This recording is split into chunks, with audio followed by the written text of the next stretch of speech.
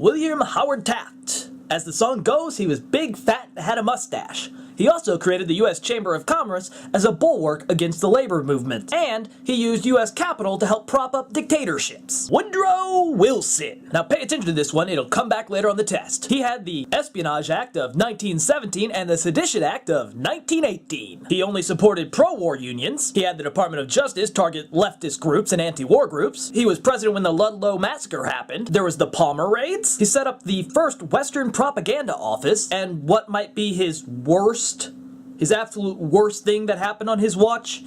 Daylight savings time was introduced. Warren G. Harding. He was the first president to have a radio in his office. There was the Revenue Act of 1921, the Battle of Blair Mountain, and there was the Teapot Dome scandal, among a host of other scandals. Calvin Coolidge. Probably one of our most laissez-faire presidents. He spurned regulation to the point of, well, almost no regulation, drastically cut taxes, and he wanted to do nothing about flood control. Herbert Hoover. Like John McCain's famous "the economy is sound" statement, Hoover once said, "Given the chance to go forward with the policies of the last 8 years, we shall soon, with the help of God, be in sight of the day when poverty will be banished from this nation. And we, in America today, are nearer to the final triumph over poverty than ever before in the history of any land," said just months before the market crash in October of 1929. He also put into law the Mexican Repatriation Act, and though he's largely seen as a hands-off, laissez-faire capitalist, Hoover is misunderstood in a lot of ways. Most of the acts he actually put into place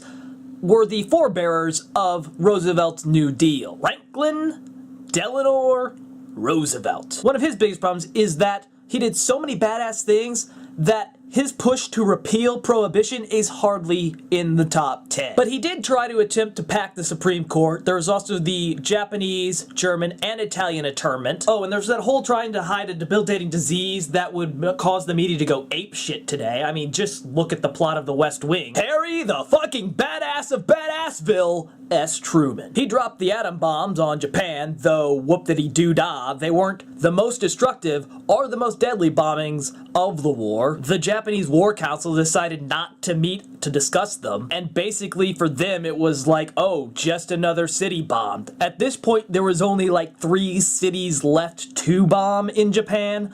One was off limits for historical, religious, and cultural reasons, and the other was just too far away to bomb. He then tried to call labor strikes by drafting the workers into the army. He held the lowest approval rating for any president until George W. Bush kicked his ass. There was McCarthyism, and he escalated the Cold War. Dwight Eisenhower. He came up with domino theory, increased CIA operations, planned the Bay of Pigs invasion, installed the Shah to power in Iran. One of those moves that never bit us in the ass ever. The Eisenhower Doctrine, in case you wanted to know when we started really pissing people off in the Middle East, installed some brutal dictators, and made sure they had a shit ton of weapons to use, and he began our involvement in Vietnam. John F. Kennedy. He actually went forward with the Bay of Pigs invasion. There was the Cuban Missile Crisis, because apparently it's not hypocritical at all for you to complain about Russian missiles being near the United States when you have US missiles in Turkey right next to Russia. He encouraged the CIA assassination of Latin American leaders that were not friendly with the United States, had some more Vietnam, J. Edgar Hoover, and he combo broke the Protestant domination of the presidency. Lyndon Johnson escalated the Vietnam War through the Gulf of Tonkin Resolution.